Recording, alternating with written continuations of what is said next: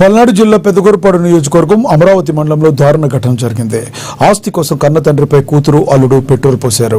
అమరావతి మండలం ఎండ్రాయ్ గ్రామంలో షేక్ సైదులు అనే వ్యక్తిపై తన మనవడు అల్లా బక్షు కూతురు జాన్వి కలిసి తనపై పెట్రోల్ పోశారని సైదులు ఆరోపించారు. తల్లికి పసుపు కుంకుమ కింద ఇచ్చిన పొలాన్ని తనకు రాసేవారంటూ లేకుంటే చంపేస్తానని కూతురు బెదిరింపులకు పాల్పడ్డారు. ఈ విషాద ఘటనపై అమరావతి పోలీసులు కేసు నమోదు చేసి దర్యాప్తు చేస్తున్నారు.